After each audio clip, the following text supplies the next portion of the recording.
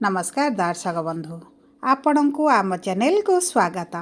आपणकर जदि सिंह राशि होता है तेबे यही वीडियो आपण मानक पई बहुत अधिक गुरुत्वपूर्ण रही कारण यही वीडियो रे आमे आलोचना करिबा आपणकर यही नवेम्बर मास 11 तारिख परठारु आपणक जीवन रे कोन घटित हेबाकु जाउची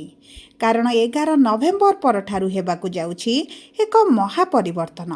एवं सही परिवर्तन आपणक जीवन रे किभଳି प्रभाव पकाइबो एही वीडियो रे विस्तृत भाव रे आलोचना करिबा। देखंतु दर्शक बंधु एही नवेम्बर मासर राशिफलटी अन्य मासगुड़िक राशिफल परी सामान्य राशिफल नुहे कारण एही मासर 11 तारिख दिन गुरुଙ୍କ चलनरे हेबाकु जाउछि एक बड़ परिवर्तन एवं गुरु आसुछन्ति तांको उच्च स्थिति को एवं एही स्थिति रे गुरु नेबे बक्री मोड़ एवं दीर्घ 12 वर्ष परे गुरु आसुछन्ति तांकर उच्च स्थिति को जहा फल रे आपणक जीवन रे जहा भी शुभाशुभ फल बाकी रही जाइथिला गुरु ताहाकु पूरण करिवे किंतु सर्वप्रथमे जानि रखिबा आवश्यक जे गुरु केउ गृहरे रहिबे एवं ता सहित बुध सूर्य शुक्रंकर जो परिवर्तन हेबो आपणक राशि केउ गृहरे हेबो एवं कौन शुभाशुभ फल प्रदान करिवे एही सब तथ्य गुड़िक एही छोट वीडियो रे विस्तृत भाव रे आलोचना करिबा ता सहित वीडियोर शेष भाग रे जानिबा किछिटा सहज उपाय जहाँ आपणकर शुभाशुभ फल को द्विगुणित करिबो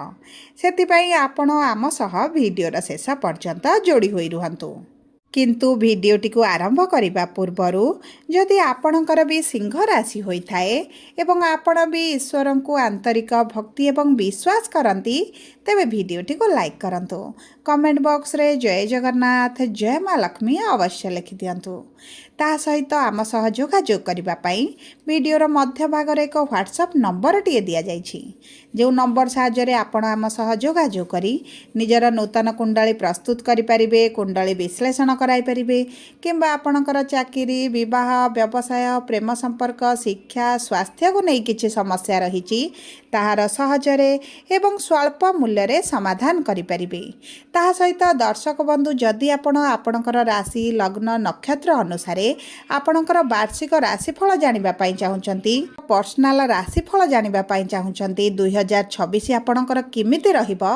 तेबे आम सह जोगाजोग करंतु आपण स्वल्प मूल्य रे निजर वार्षिक राशिफल जानि परिबे सेतिपई आपण आम सह शेष पर्यंत जोड़ी होई रुहंतु एवं व्हाट्सएप नंबर माध्यम रे आम सह जोगाजोग करंतु एबे आसंतु कार्यक्रमटी को आगो को बढ़ाइबा किंतु सर्वप्रथमे जानिबा आपणक सिंह राशि रे एही नवेम्बर मास 11 तारिख परठारु नवग्रहंकर स्थितिटी किभଳି रहिबो देखंतु आपणकर प्रथम गृह रे केतु विराजमान होइछंती तृतीय गृह रे सूर्य एवं शुक्र चतुर्थ गृह रे मंगल एवं बुध सप्तम गृह रे राहु अष्टम गृह रे शनि एवं द्वादश गृह रे देवगुरु बृहस्पति विराजमान होइछंती जहा फल रे सेही गृह गुड़िकरे सेमानंकर शुभाशुभ फल बहुत अधिक रहिबो देखंतु सर्वप्रथमे जानिबा आपणकर एही नवेम्बर मास 11 तारिख परठारु आपणक कर्मक्षेत्र चाकरी व्यवसाय किभଳି रहिबा पई जाउछि देखंतु आपणकर कर्मर गृहर स्वामी हेउछंती शुक्र एवं भाग्यर गृहर स्वामी हेउछंती मंगल एवं आपणकर भाग्यर स्वामी आपणकर चतुर्थ गृह रे भोग विलास ऐश्वर्यर गृह रे बुधंक सहित विराजमान करी आपणकर एकादश गृह को दृष्टि देउछंती आपणकर रोचक राजयोग बनाउछंती गुरुंकर नवम दृष्टि शनिक उपरे रहुची देखंतु शनिकर तृतीय दृष्टि जेहेतु आपणकर कर्मर गृह रे थिला आपण पूर्वरु बहुत अधिक कर्म क्षेत्र रे समस्या देखुथिले किंतु गुरुंकर दृष्टि जेहेतु शनिक उपरे पड़िबो तांको क्रूर दृष्टि रे निश्चित भाव रे परिवर्तन आसीबो तेनु करी आपणक कर्म क्षेत्र रे आपण जदि नूतन चाकरी रे संधान रे रहिबे आपण जदि व्यवसाय करूछंती किबा नूतन व्यवसाय आरंभ करिबा पई चाहुछंती तेबे आपणकु बहुत अधिक सफलता मिलिबो विशेष भाव रे देखंतु जो माने पार्टनरशिप रे व्यवसाय करूछंती सेमानकर जो मांदा परिस्थिति चलीथिला लॉस रे थिला बळे अनुभव करूथिले सेमानक पई बहुत अधिक शुभ सुयोग आसुची कारण राहु आपनको चालाक चतुर बुद्धिमान करने सहित व्यवसाय किभली आगक बढ़े नूतन आइडिया आपको प्रदान करेंगे एवं यह आपको आगामी दिन में निश्चित भाव में सफलता प्रदान करिबो। एवं आपण जदि पार्टनरशिप व्यवसाय को छाड़ी निजर पर्सनाल व्यवसाय आरंभ करने चाहूँगी ताहा मध्य आपणक पई शुभदायक रहिबो। कारण गुरु आपणकर पंचम गृह सहित सप्तम गृह को मध्य दृष्टि देउछंती। तेणुक आपणकर शत्रु माने कर्म क्षेत्र में नाश जावा सहित आपणकर नूतन व्यवसाय रे जहाँ भी समस्या आसुची अर्थ समस्या हेउ बाहर समस्या हेउ से सब समस्या गुड़िक नाश जीव। एवं देखंतु जदि आपणक कर्म क्षेत्र में उच्च अधिकारी आपणक पई समस्या सृष्टि करथिले आपणक प्रमोशन रे बाधा सृष्टि करुथिले एवं आपणकर सैलरी इंक्रीमेंट होई पारु नथिला ट्रांसफर पई चेष्टा करूचंती होई पारु नथिला एही सब जहाँ भी छोट बड़ समस्या आपणक कर्म क्षेत्र में चली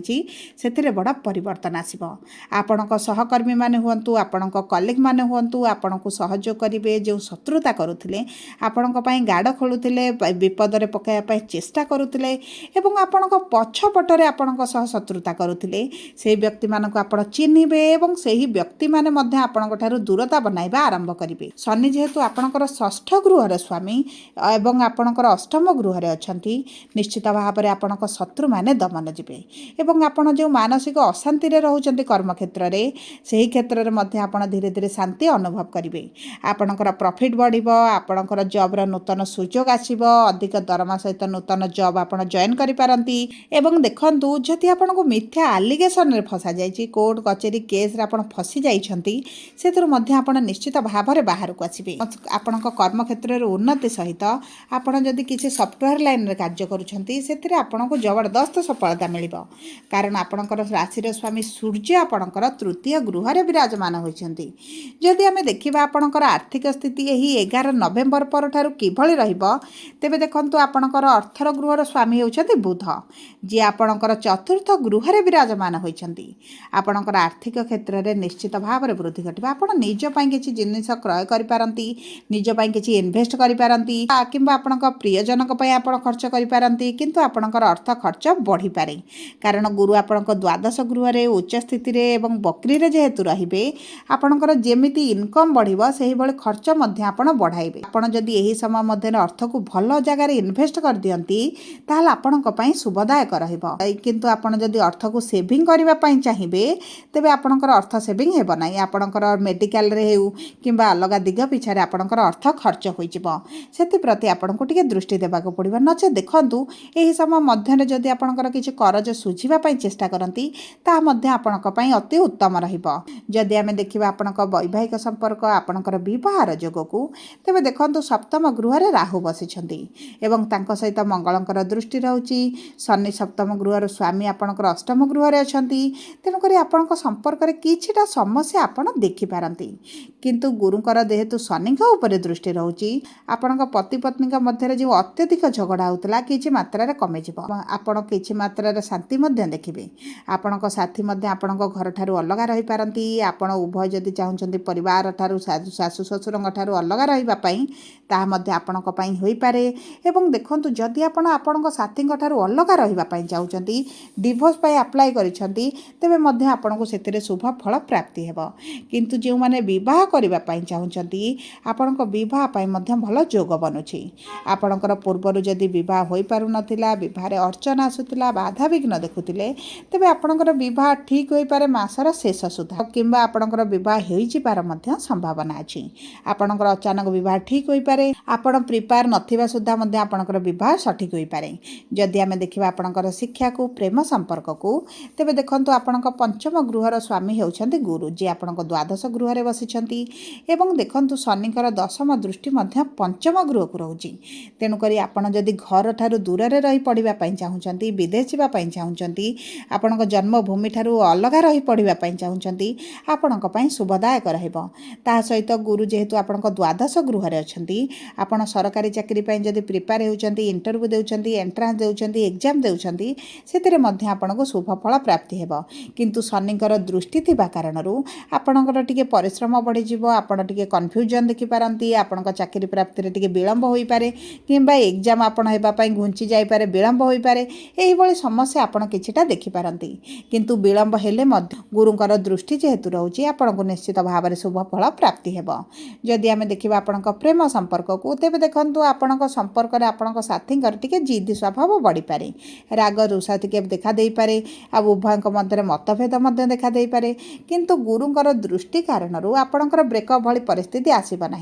जेकोसी ना जेकोसी माध्यम पुनर्बार आपण कथा हो पारती, संपर्क को आगक नापी चिंता करी, एकत्र कौन स्थान को बुलवा जापारती किंबा एकत्र समय अतिबाहित करपारती। आपण बहुत भल समय रही। जदि आम देखा आपणकर स्वास्थ्य को तेज देखु आपणकर 16 नवेम्बर पर्यंत सूर्य आपणकर नीच रोचंती, किंतु 16 नवेम्बर पर सूर्य जितेबाला आपणकर मित्र राशि को आसबे, आपणकर जो थकापण रोला, बॉडी रे इम्यूनिटी कम रोला, आपण इन्फेक्शन देखुले, से सब समस्या गुड़िक आपणकर कमिज। आपणकर पूर्व जहाँ भी स्वास्थ्य समस्या थिला से बहुत आकार में शुभ परिवर्तन आसब। आपण 16 नवेम्बर पर देखिए थंडा ज्वर गैस भली समस्या आपणकर कमिज।